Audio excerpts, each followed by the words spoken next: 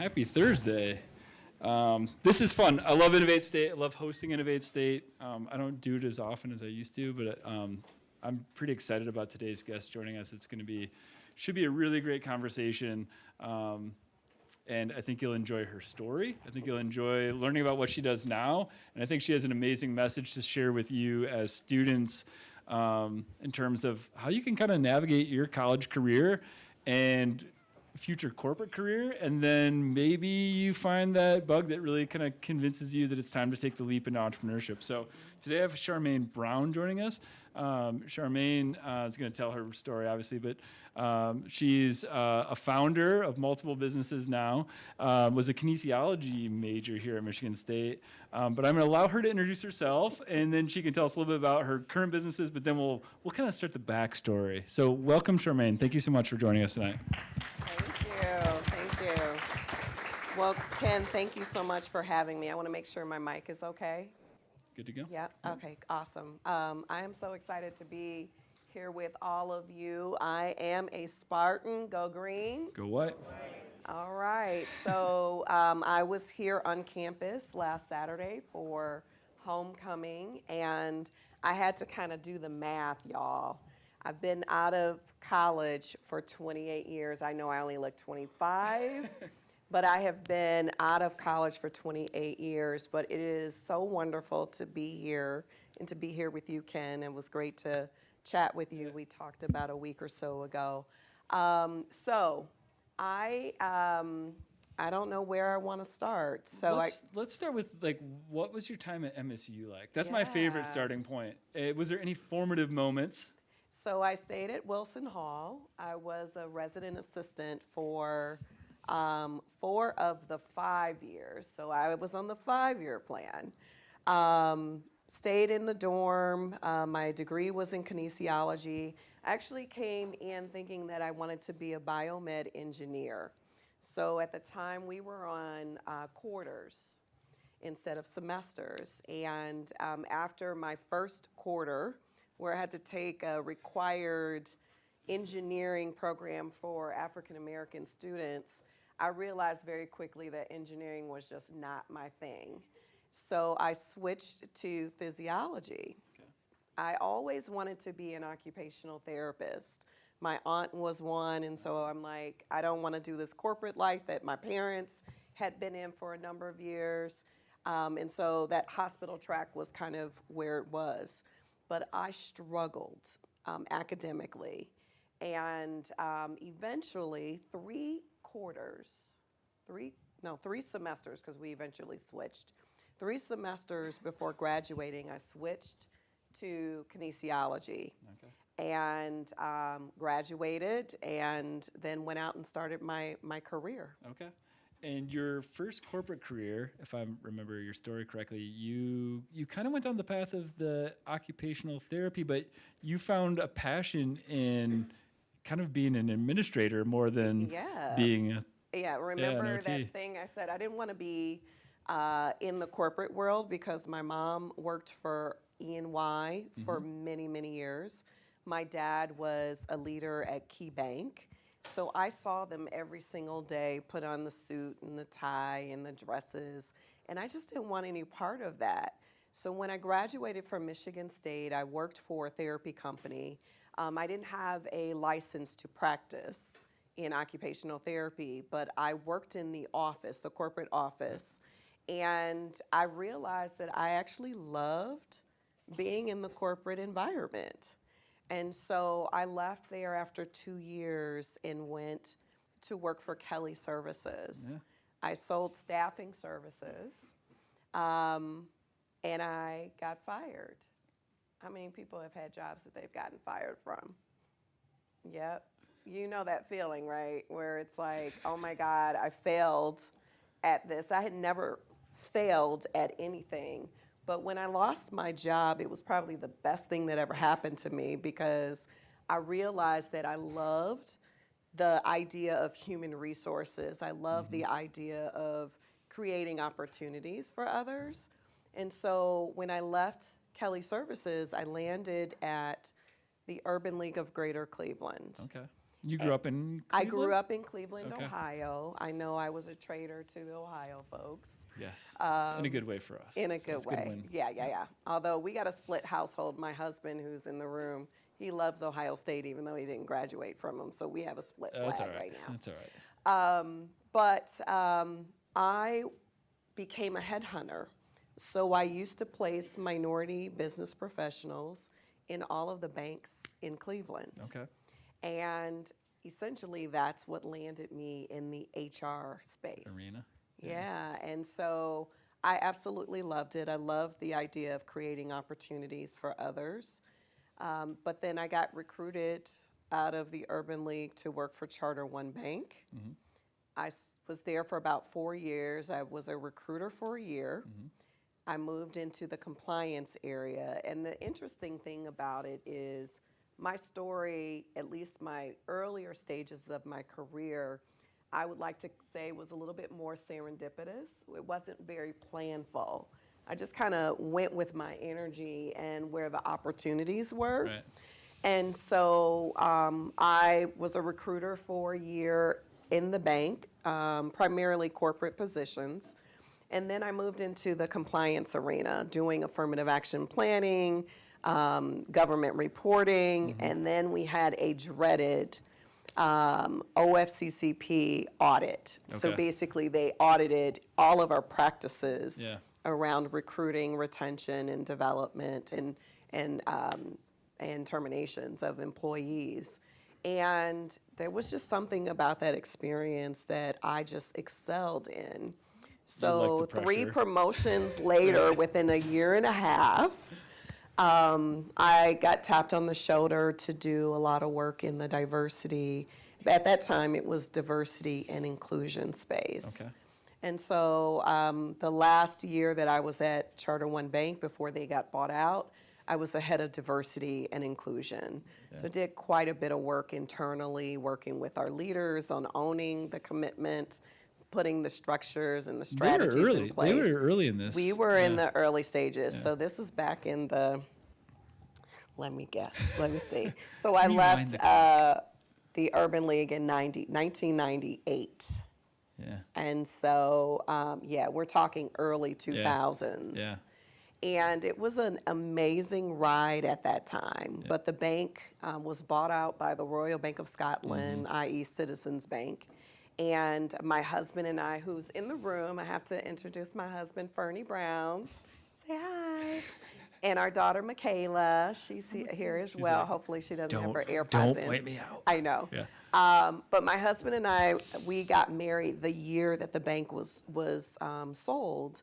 And so after I came back from our honeymoon, I was like, I need to figure out where my next spot is, because they weren't doing the D&I work after that. Yeah.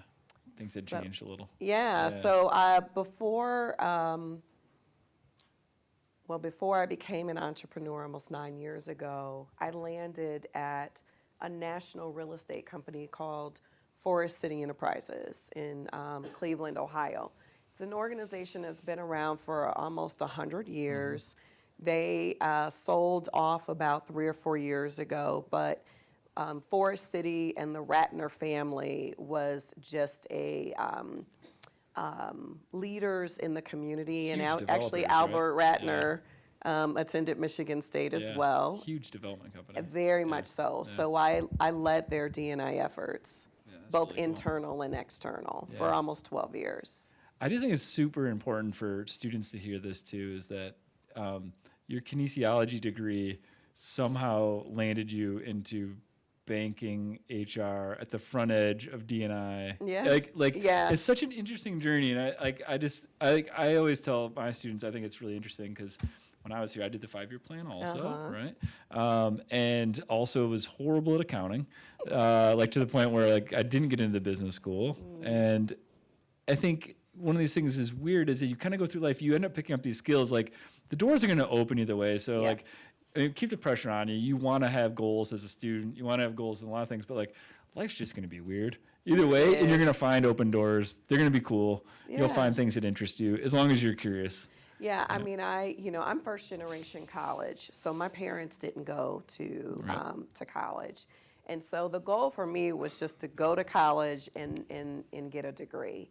And that was their dream for me. What I realized is that while you may be very focused on a particular degree or a path, know that life and experiences will take you in so many different directions, and that's not a bad thing.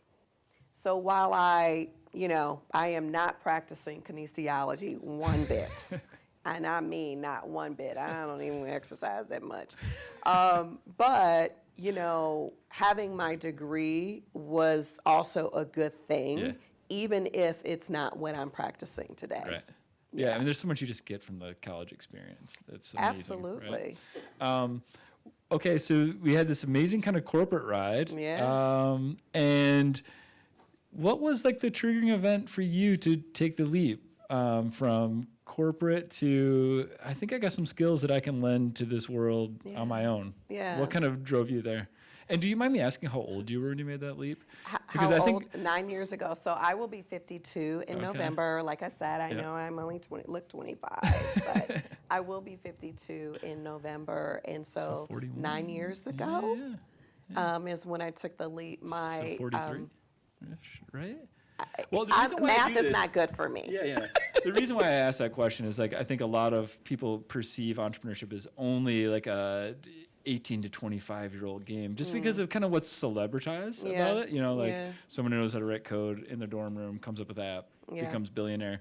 But the reality is most founders are in their 40s in the United States. Like early 40s is like prime time to start a business. That's why you're kind of... And they've started quite a number of businesses before they got the one that works oftentimes. So what was the triggering event for you to jump into the solopreneur space? It was a huge life event. My husband, he was on the promotion track at his firm, and we made the decision to leave Cleveland, Ohio, and move here for his career.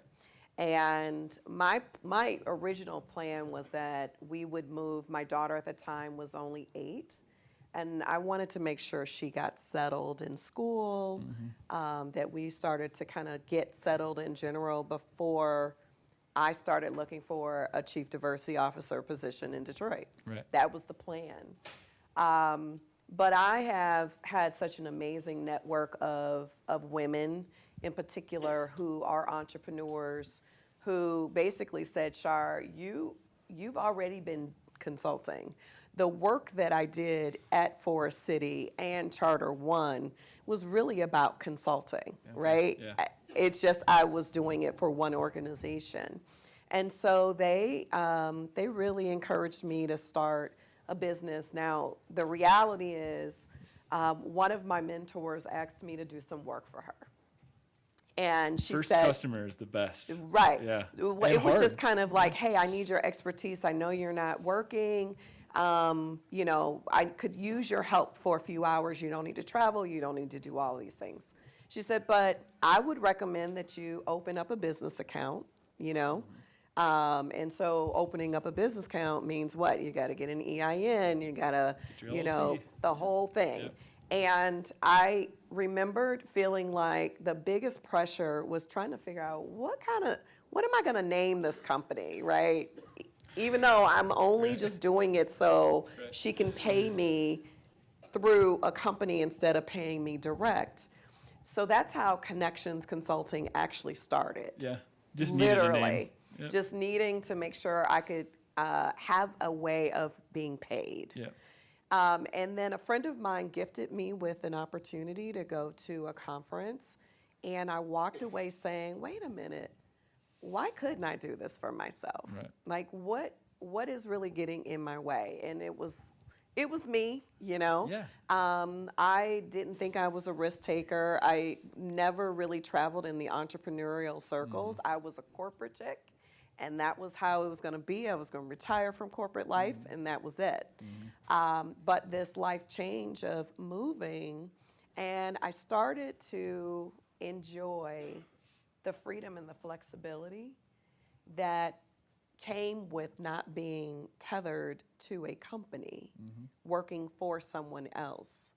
And I remember I got a huge opportunity to propose on one of my very big projects in the beginning. My husband was going to a conference, and he said, why don't you and Michaela, come with me? So we went to Boca Raton. And I was laying by the pool with a cocktail in my hand. It's a nice place to go. And my computer working on this proposal. Yeah.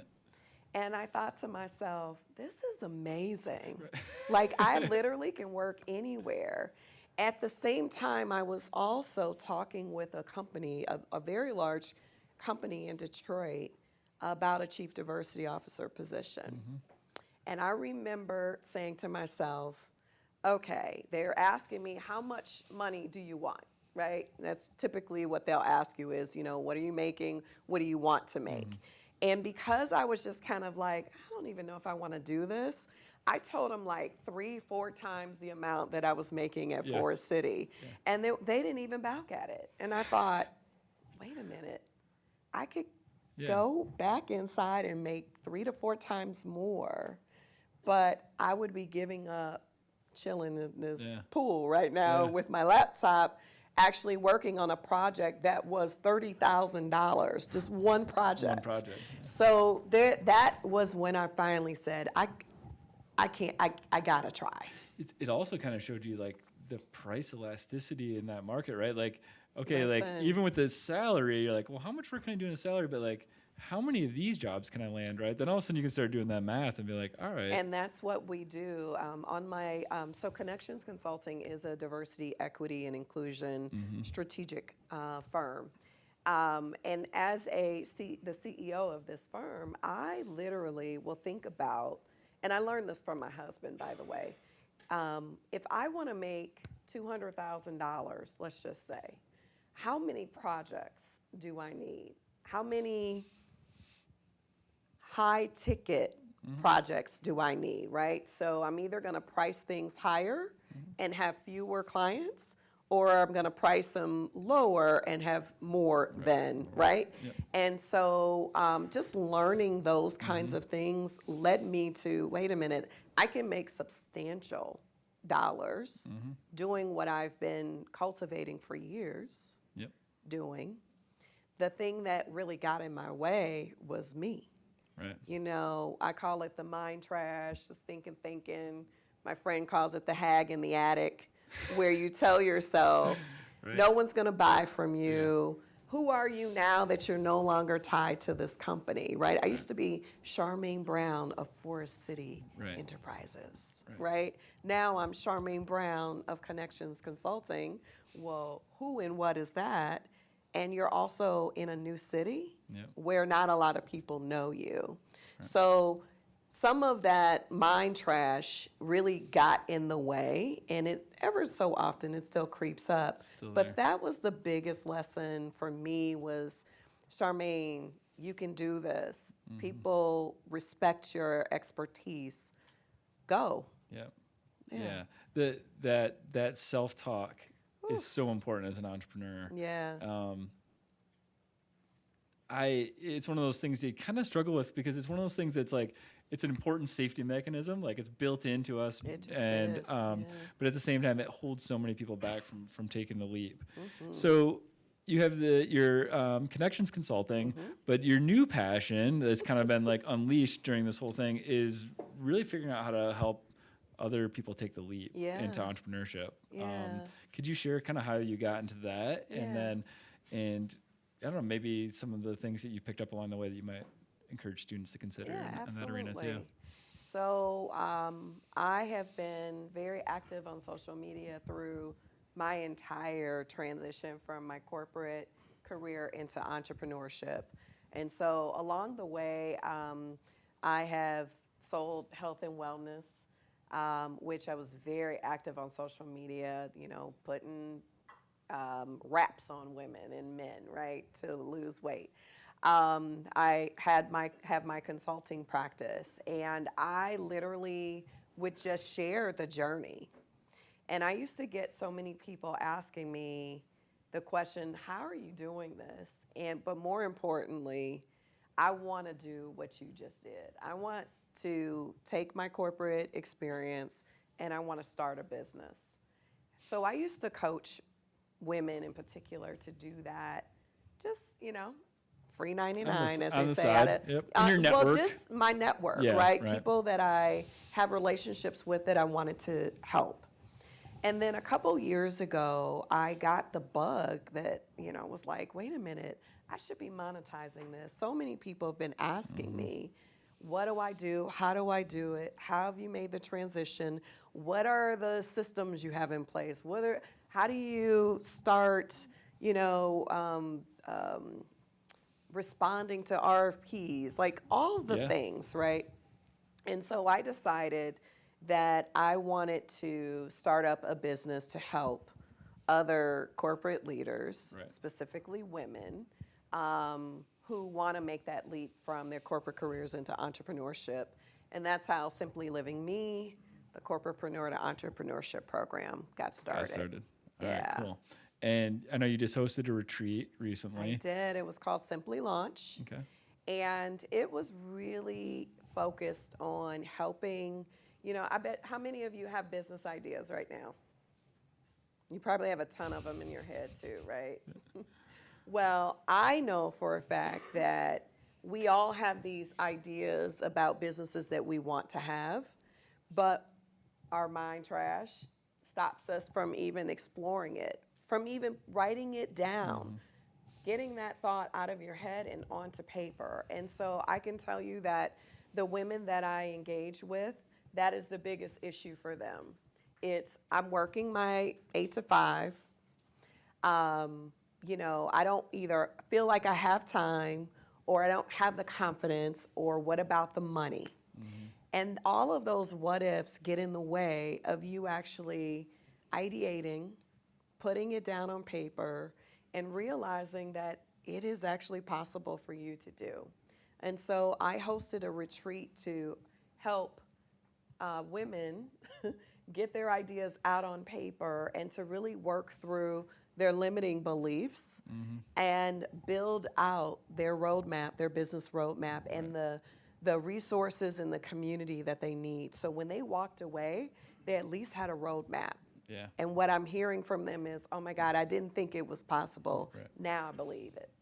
I think that's half the battle sometimes is like, just get yourself a plan. It doesn't be it's not going to be a perfect plan. It's it not never gonna be is, right? perfect. But at the same time, I do find that most people kind of get hung up on the money. Maybe it's the benefits. It's the uncertainty of income. Yeah. But, Listen, when I first got started in my consulting practice, I did what we all used to do back in the day. I'd barter, right? So I needed a website or I needed marketing material, but I had expertise in HR.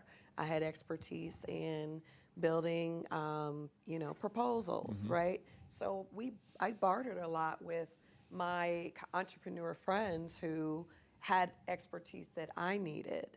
So you really figure out creative ways to get what you need.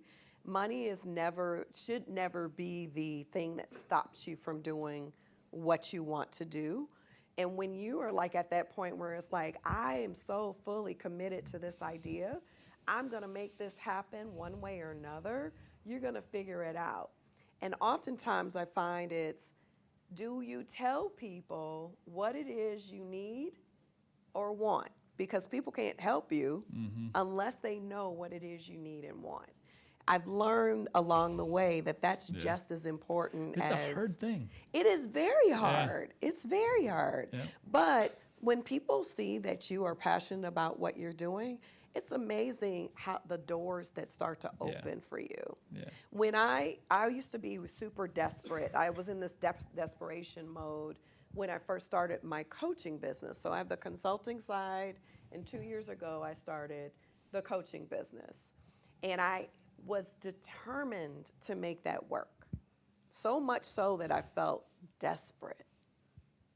Yeah. You know what I mean? Yeah. Like, this has got to work. And I was working nonstop. And I would say half of the hours were non-value added, right? Because I was just doing stuff that I, wasn't really moving the needle.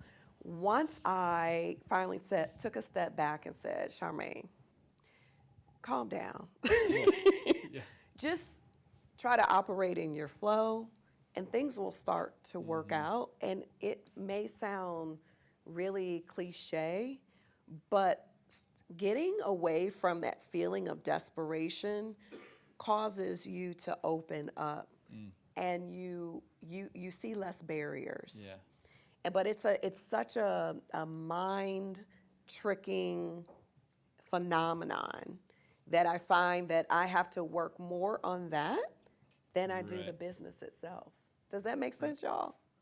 I get it. I mean, like, because your brain can just keep running these scenarios, right? The panic, and that panic kind of leads to just, you want to do more. Like, I got to try harder. It's like, but then what you're doing is you're moving further yourself, away. You're exhausting yourself. And you're exhausting yourself. Yep. And you tend to do the things that aren't important either, right? Like easy things or things that are like, I don't know, low-hanging fruit that actually don't move the needle. I was the Canva queen. I'm a Canva expert, you know? But is that Everyone the best loves a good use logo. of my time? Probably not. No, it's not. But it's you fun. Know? But, oh, God, yeah, because that was the work. I had some students one time who were building an app, and it was kind of a cool idea. Yeah. And they came to me one time, it was like 5 months after they launched, and I was like, how are things going? They're like, oh, we're doing really good. We just got T-shirts printed. And I was like, well, how's the app going? They're like, what app? We printed T-shirts with logo on it. I was like, well, for the app that doesn't exist. And they're like, oh, that was a bad use of our time. I'm like, yeah, it was, guys. Like, let's go back. Let's build the app. And then we'll worry about the T-shirt. But they're like, the T-shirt was pretty fun. But right? see, but the T-shirt was fun. But I always look at where's the opportunity. So then you've got your brand, start talking about your brand as you're building it. As you're building it. And I simultaneous. think simultaneously. I think oftentimes I can't tell you all the many times that I have come up with a coaching offer, and I was so excited because people have told me that's what they wanted, right? You know? But then when it's time to sign, I got nothing, right? It's crickets. And I remember the first time I actually had created what is now Corporatepreneur to Entrepreneur. It used to be called the Ready Confidence Coaching Program. Okay.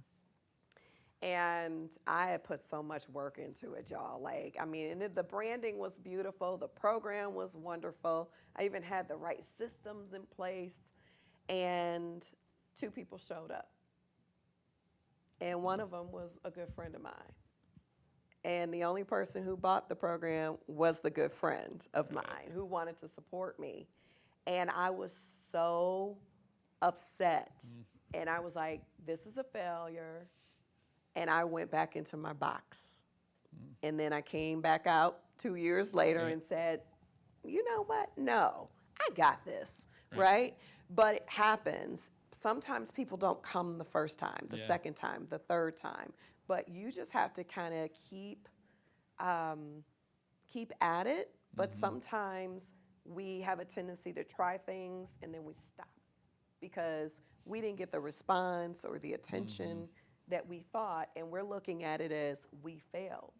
When the reality is not enough people know about you.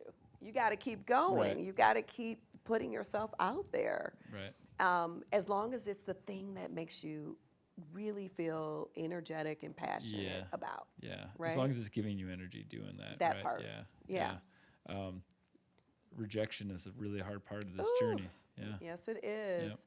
Yep. And at the same time, you have to like give yourself all kinds of, motivations and affirmations that opportunity wasn't the right one for me, right?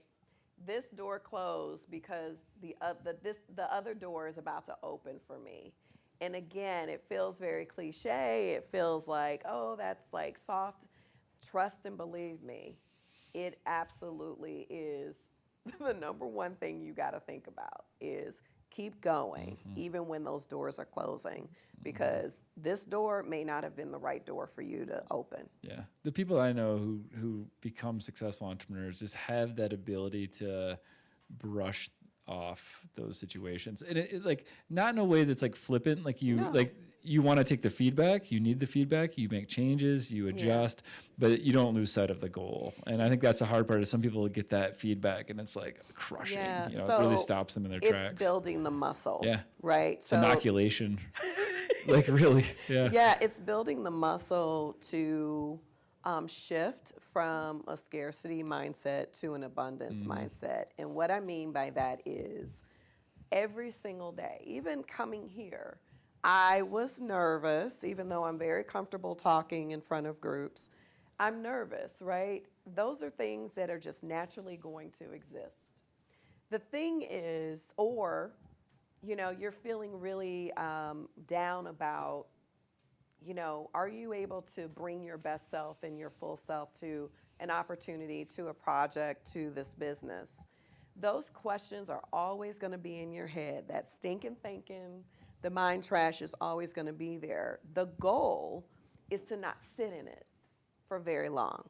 So when I talk about building the muscle, it's how am I going to reframe my mindset so that I'm not sitting in this for too long. So oftentimes we'll say things like, no one's going to buy from me. I don't have enough experience, right? Or, there are other companies out there, or other businesses that are doing fantastic, especially us watching, the world of social media. What you need to start doing is reframing those statements. So instead of, no one's going to buy from me, you reframe it to say, you know what? The right people are going to buy from me. I'm going to continue to put myself in positions of opportunity where the right person is going to buy from me. No one's going to take me serious because I'm young. You know what? I may not be experienced, but I'm knowledgeable. Right? I may not be experienced yet, but I'm knowledgeable. Those are the things that I have to do to trick my brain into not staying in a scarcity mindset. Yeah. That's huge.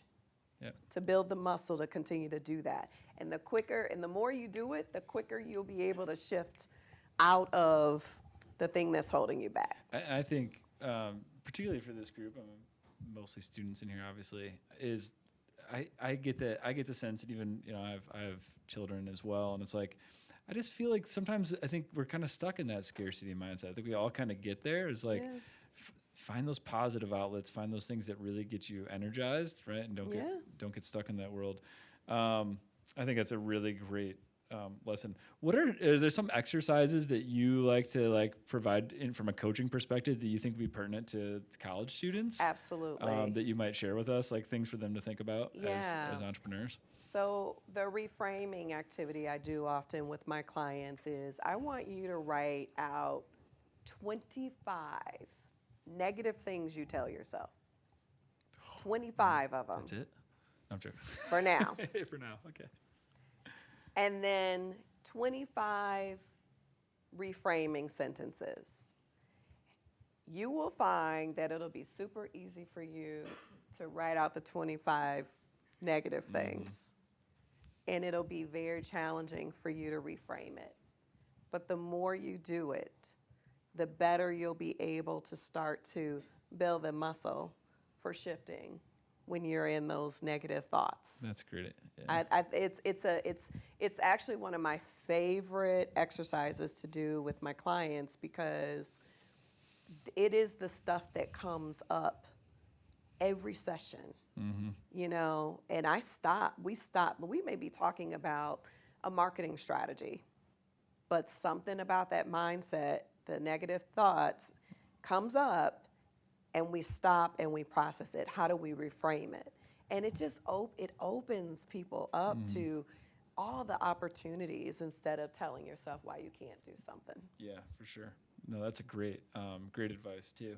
Where do you go for sources of inspiration? Like, what are things places you turn? So one of the things it's important to know is that the coach always needs a coach. Yeah. And I have a couple of coaches who are also considered my business besties. And business besties is good too. I like love business my business besties. Yeah. Literally, we're on Marco Polo all the time, literally sometimes multiple times a day. And we help each other stay, away from the cliff. We are each other's cheerleaders and champions. We have very similar businesses, but we don't compete.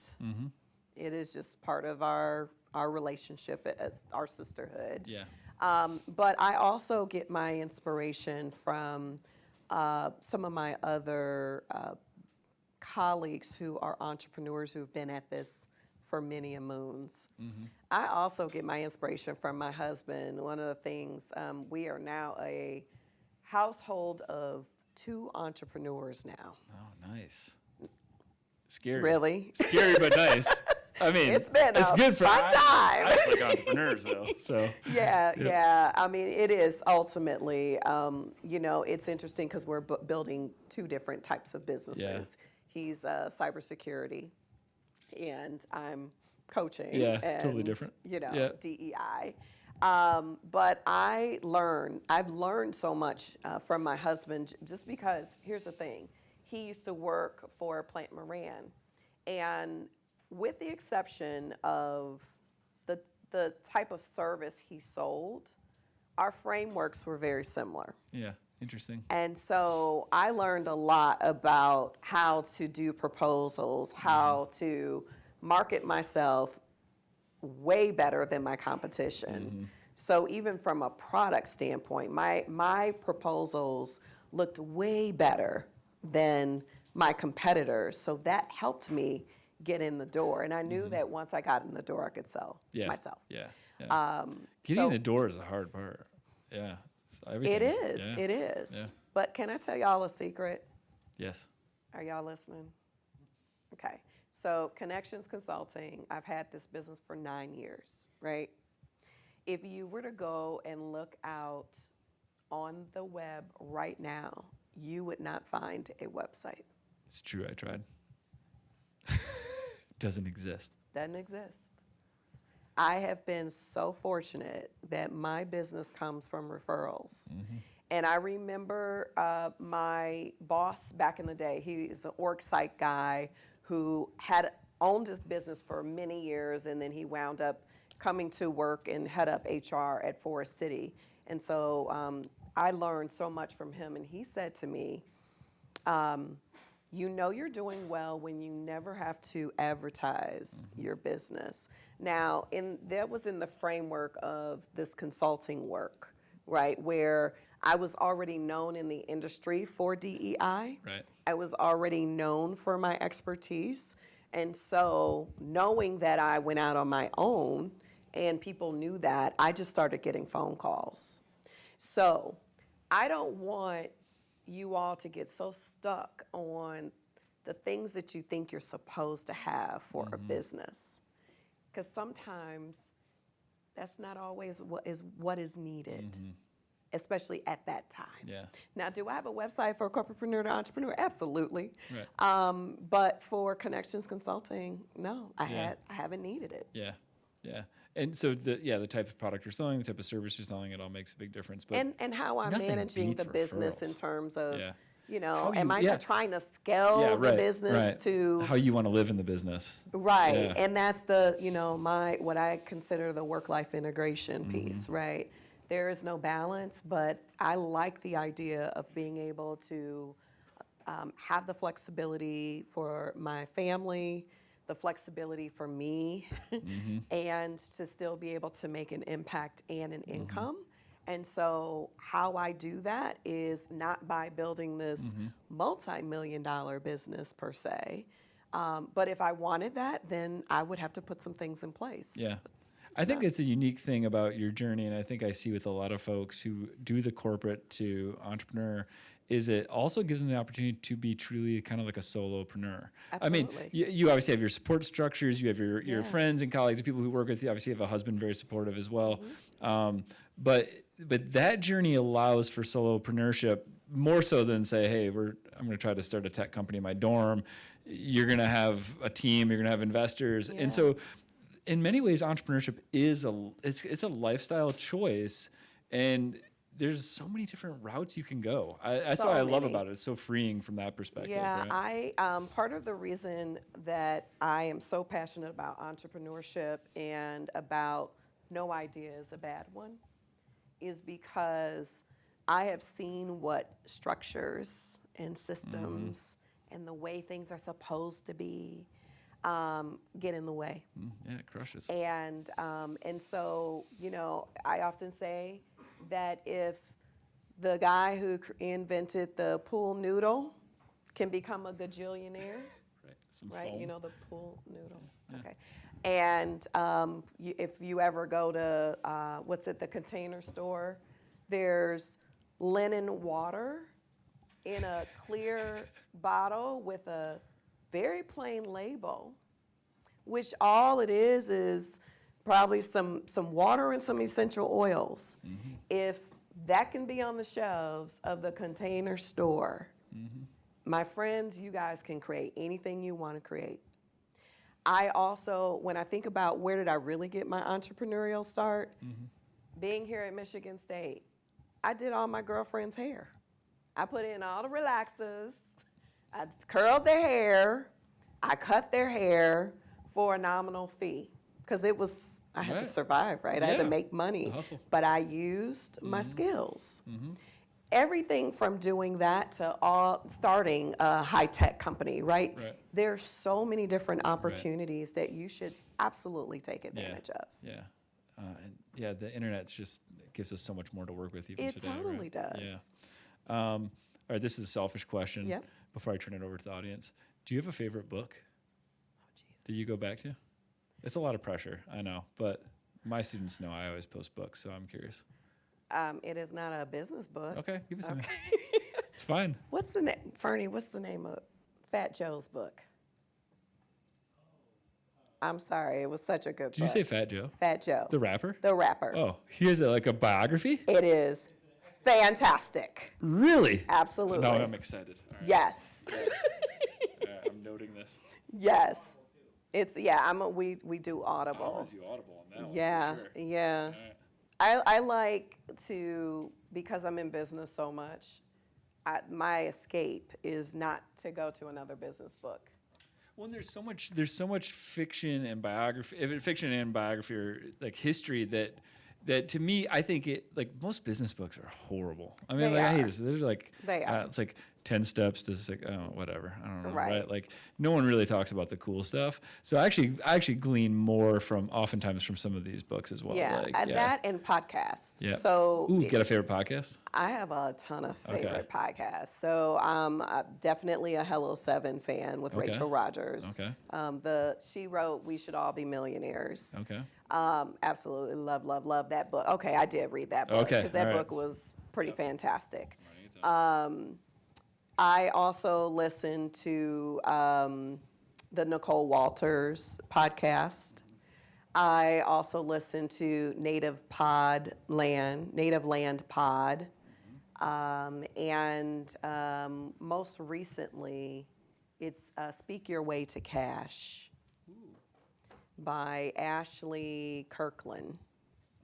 That one is a really good one, and she also has an Audible book that I'm really digging as well.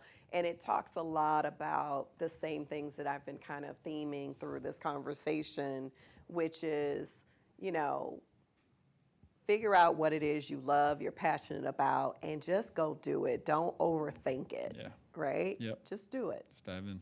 All right, Yeah. cool. That was great. Thank you. Yeah. All right, we're going to kick it over to the audience. We got about 10 minutes remaining in our time together, so let's field some questions. Yeah. I think I got to hand out mics though. Oh, okay. I'll be fast. Okay. Have you had any failed businesses yet? Ooh, yeah. Yeah. So what I didn't share was, it wasn't fail. Well, yeah. Okay. I'm going to call it a learning lesson. My husband and I started a spice business. His brother had a connection with someone who was originally from Morocco, and she had, she sourced spices from all over the world. And so we're like, let's do a Simply Spice. It was called Simply Spice, right? Get the Simply Living Me. My podcast is called Simply Living Me. That's the other podcast I actually listen to, my own. Thank you. We had our, he was working his job. I was working my consulting practice and mothering and lifing. And we could not operationally keep it going because every order that came in, we actually had to break it into the quantity based on the purchase. We didn't outsource the packaging and things like that because we were starting small. When we talk about start where you are, right? We would have loved to have outsourced it, but at the time we couldn't. It became such a drain on us, and we were like, we have no time to be, I mean, basically, you know, like you should have seen us with the measuring cups. Yeah. I can only imagine. No. It wasn't the smartest operational thing for us. And we went public with it, right? We were telling the world. We had to close it down. But what we did do, and this is turning lemons into lemonade, is we sold it to one of my very dear friends. And so she now has the business. And we didn't ask her to pay us anything. We just knew we weren't going to be able to keep up with it. So let me give this opportunity over to someone else. So that was one of our failed lessons learned. Yeah. Other questions? Yeah. Wait for the mic. I'll get you. Can I just like say it really loud? It might pick you up. It probably won't pick you up. So when you're talking about reframing like negative thoughts and then also the importance of your friends and what they're saying. So like sometimes my friends, I catch them saying, you know, a lot of negative things about themselves. Like how do you recommend encouraging them to also switch that? Because I feel it rubbing off on me and I don't want to kick those people out of my life, but I start thinking that way about myself as well, just hearing them say that. Yeah, we're only as good as the people we're around, right? And when we need to be inspired and motivated and more abundant thinking, it becomes even more important. What I do, even with my friends, is I hear you. How would you reframe that? Right? Like, keep it simple, right? I totally hear you. And it's not a but, it's an and. How would you reframe that? Because, you know, I feel like this is bringing you down, and I think you might benefit from thinking about the positive side of this. Sometimes it's like, look, get it together, okay? But no, that's the way I would handle it. And you know what? And then here's the thing too. When you start growing and learning, it's going to require you to be in different spaces with different people and not to feel guilty or bad about that, because right now this is all about you getting your education and preparing you for the next steps. What I did realize when I shifted from my corporate career to entrepreneurship is I didn't have a network of entrepreneur friends. They were all corporate folks. And I had to build a network, a community of entrepreneurs. Why? Because my corporate folks, people who work 8 to 5, don't necessarily understand the world of entrepreneurship, nor do they understand kind of the mindset around that. And then their best intentions to support you, sometimes they say the things that kind of scare you away from doing the thing you want to do. Yeah. You see what I'm saying? So, you know, just be mindful and observant of that. But, you know, when you start to elevate, so should your community. I would say this, shameless plug, right, for entrepreneurship in general, right? But like, join some of the entrepreneurship clubs on campus. Oh, God, yeah. They're the most positive, crazy people, like in the best way possible, because like they're all working on something that's probably some crazy idea, and they have that mentality and that mindset. Yeah, it's interesting how before became an entrepreneur, I was not a risk taker, and I certainly didn't look at opportunity the way I look at opportunity now. Like, if I hear of a potential business opportunity, I'm immediately saying, okay, how could this, as opposed to, I'm not doing that, right? It is just such a different thing, but I had to kind of build the muscle for seeing those opportunities differently.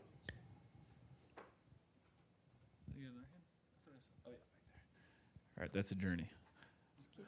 We'll get there. The maze. Talk amongst yourselves for a slight second.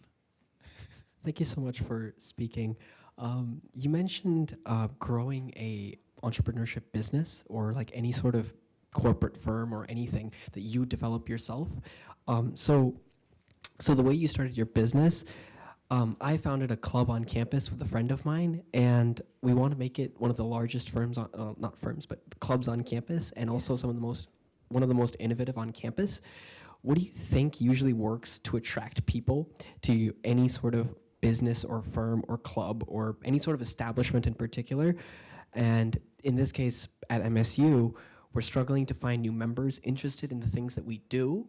But when we talk to people that are in the field, they think that it is some of the most innovative and technologically advanced things that we do. So I'm just very curious on how could you attract new members to to something that is so new on campus that no one really knows, including the own engineering department, for example, or Broad, or any sort of college within. Yeah. So, like I can give you an example. The club that we founded, when we talk, I had just had a meeting with the ECE department's chairperson because I'm an electrical engineer, and he could not believe how advanced it was. But the same people he works with, they simply don't believe that, for example, this is very advanced. So they're not willing to work with us or help us develop the club even further. So what would be your advice for really attracting people into the club or any firm or whatsoever? So like, what do you think we should do? Because Yeah. you have a background in marketing, and that would really help us. Well, my unscientific answer is FOMO. So remember the T-shirts that the students who said bought the T-shirts before building the app? I think one of the things is you're going to have to tell your story and share more about who this club is to a point that it's kind of ad nauseum, right? Because if people don't know that you exist and you've got to build some brand around it. I'm just going to say it that way, right? And to the extent that every time you are in the presence of potential members, because everybody in this room could be a potential member, right? Are you working the room?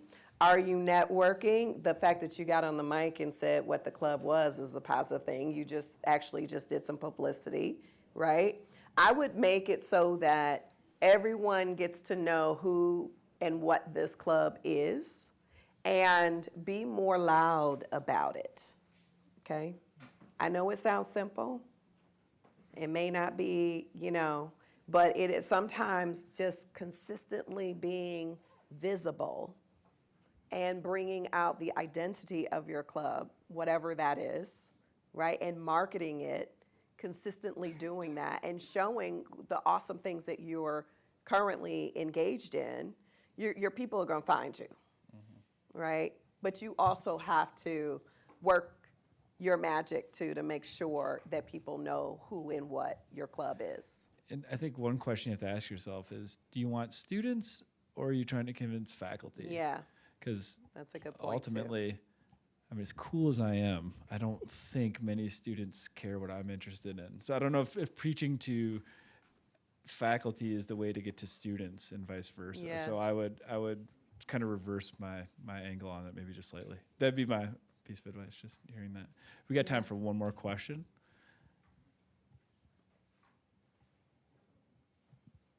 I gave you everything. That was you need, everything so you you're needed. good. All right. We got one more. Oh, we got one more up front. Okay. All right, so with your first company, Connections Consulting, do you think you'd find yourself in a more successful position if you were to advertise instead of based just off referrals? Yes and no. Again, I think what I also shared was that I am very comfortable with the fact that I don't market it the way traditionally. But if I wanted to scale the business, if I wanted to really expand the business, then absolutely. But that's a choice that I've chosen, right? What for me now to get a website would really just be a storefront. And I think oftentimes we have to think about what is the reason for having a website. And again, I'm not encouraging you not to do the things. You should be doing the things, especially when you're trying to build, your organization, build the brand, build, visibility.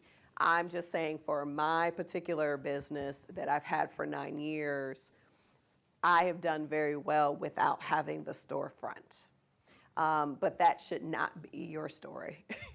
Everyone's good. Thank Does you. that help? Yeah. Well, thanks, Charmaine, for coming back and sharing your story with us. We really do appreciate it. And Thank you for having me. I'm assuming you'd stick around for some personal Q&A for a few I if sure anyone can. has some questions. So thanks sure again. Thanks for can. coming out, everybody. Have a great All right, evening. everybody.